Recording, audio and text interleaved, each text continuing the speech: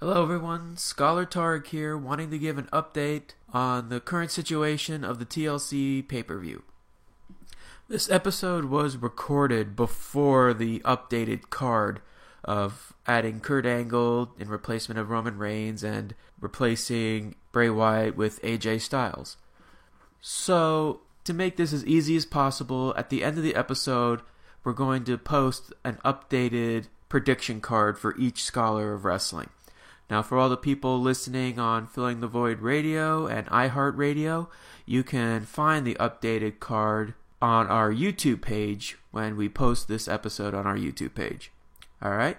Until then, enjoy the episode.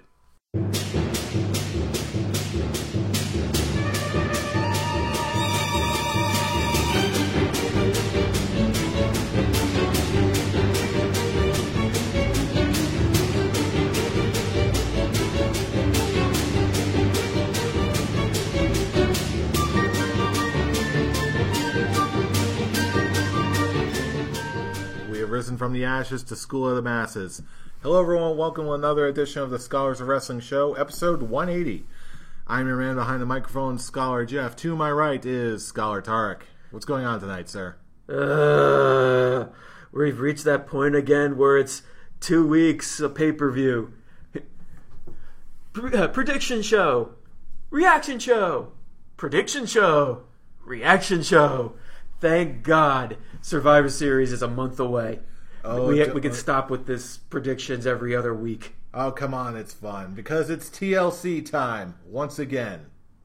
Yay! Tables, ladders, and chairs, and no stairs. Oh, come on, don't be like that. There's still plenty to look forward to on this show. I will say that the go-home show for this event on Raw, it really was a good show.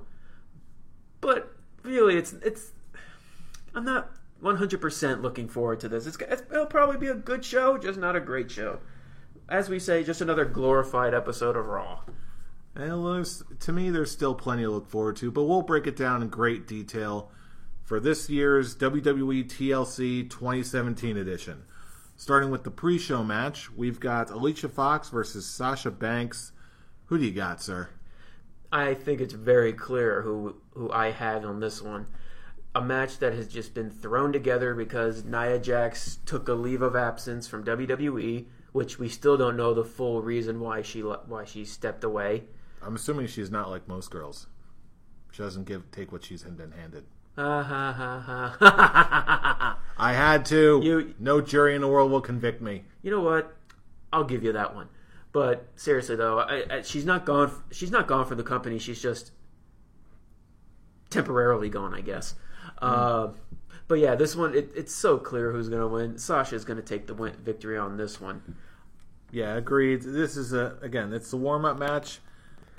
I still want to like Alicia Fox, but she's got a very distinct job in the company. She's meant to job, but it's one of those moments where I stop and realize, wow, Alicia Fox has been around for a little while now. Which she likes to point out.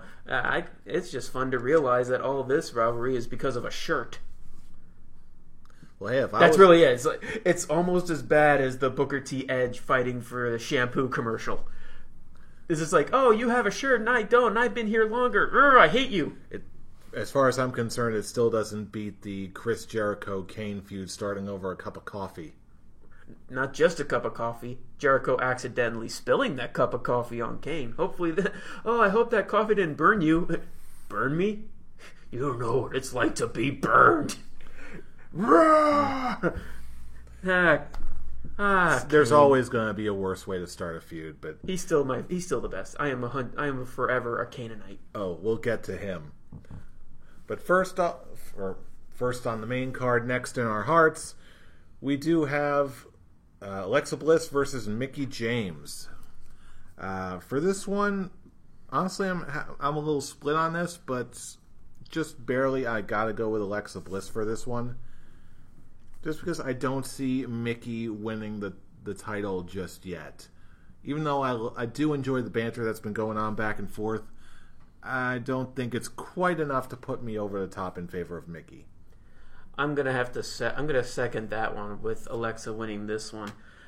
I do like this feud, and I like that they're actually putting in some history on Mickie James. That's the one thing that I always complained, that when she did come back, they didn't do anything about it. She just came in to be the Alexa Bliss lackey. Here's Mickie. He's like, yeah, here's Mickie, and for all the younger generations who have no idea who Mickie James is, they're just like, oh, she's just someone who wrestled before. We don't know any history about her other from what the commentators tell us. I like that they kind of are bringing in her history. I like that they're showing that, yeah, she still can go in the ring, which she can, and I like this, like, oh, you're past your prime, and Mickie James is going out of her way to say, no, I'm not, and proving it in the ring. And as much as I want Mickie to win, just so because she's the face, and of course we want the faces to overcome all the negative thing that the heel was saying, and like Alexa Bliss, we were pretty much given the victory. Mickie James already made Alexa Bliss tap out on Raw. She already beat her. We already have that visual. So, and as Brian always put it, and how I always put it, when the person is victorious on the go-home show, they're going to lose on the pay-per-view. And that's normally the case. Yeah, afraid it's the norm, but again, this to me really does feel like I don't want to say a transitional match, but obviously it's not the entire feud ender that we're probably going to get later on down the line. Presumably it's Survivor Series. They're probably it's obvious they're saving Alexa Bliss for Asuka. That's the best way to. We've even talked about it on this show. It's for the match. We want to see Alexa Bliss versus Asuka for the title, and I'm just going to say right now that's probably going to happen at Mania. I said it a while back. I think Asuka is going to win the first ever Women's Royal Rumble. That would be very interesting. Although, to go into Mania. To be honest with you, because there's such a nice little chunk of time before Mania, I'm not entirely convinced that they're going to save it for Mania. I think they're a little too trigger happy for that, but that's just my opinion. If anything, I think they're probably going to do it at more like the Royal Rumble. You think so? Yeah, and then there'll be a Royal Rumble to determine who faces Asuka for the belt, or at least who has the number one contendership. Well, also remember, this is SmackDown. They're adding the SmackDown women too. Maybe a SmackDown woman might win it. Maybe Charlotte, or I can't say Natalya. She's champion. Who knows if she'll be champion by then? Hopefully, it's not Carmella. Well, just watch. You just jinxed it. I have that terrible luck of jinxing it. So yeah, probably. Zack Ryder. Shut up. What? I had to cough. It was Mojo Rawley. Oh, so it happened 2 times then. I never said anything about Zack Ryder. You were the one that was so sure on Zack Ryder. It was me who joked about Mojo Rawley winning the Andre the Giant Memorial Battle Royal. I don't care. It was still a whole lot of fun. Anyway, moving on. Yeah, on your account. Yes, it was torture for me. It was hilarious. Like Nick Cannon, he's hilarious. Anyway, next match, straight from 205 Live, we've got a tag match. Brian Kendrick and Jack Gallagher versus Cedric Alexander and Rich Swann.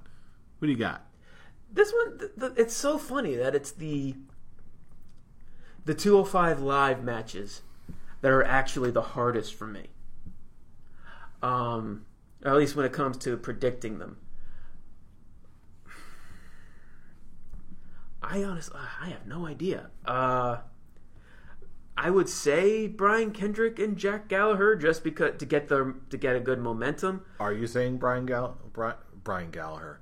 Brian Kendrick and Jack Gallagher. That's their tag team name, the Brian Gallagher. Sure, why not? Because why the hell not?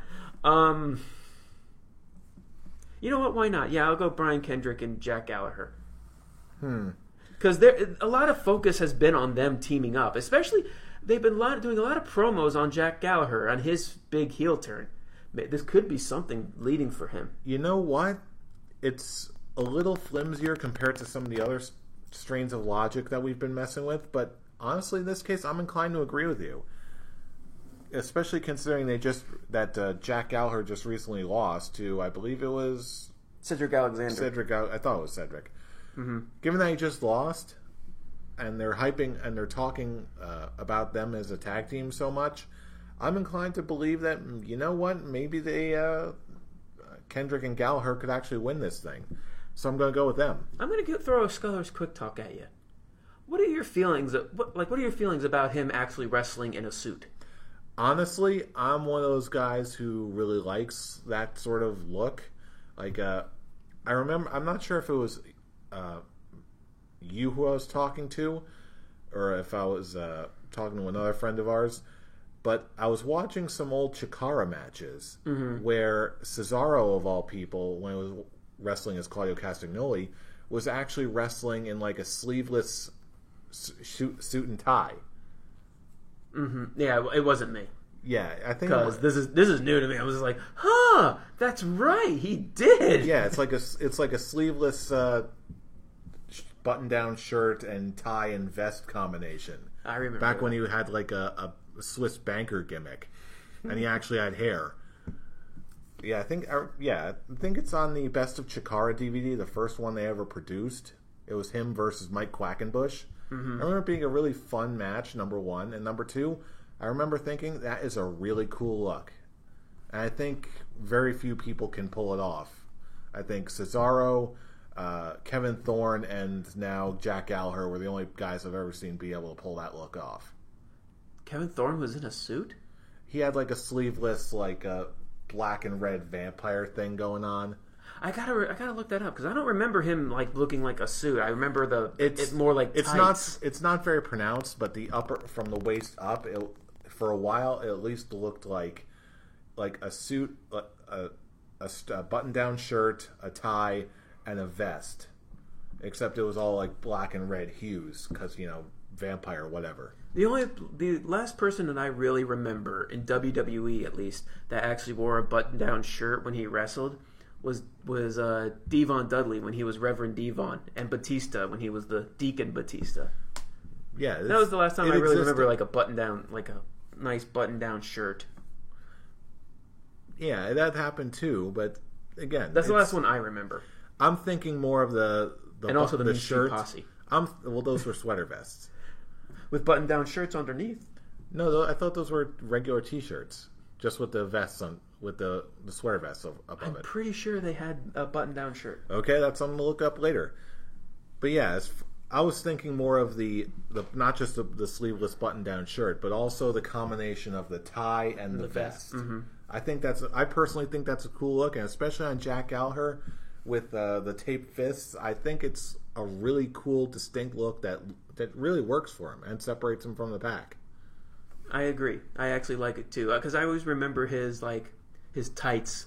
I don't know what it was, but every time he was in his tights, I was like, you know what? There's something about it that just isn't right. Is it probably because he has multicolored stripes and he kind of looked like a ninny?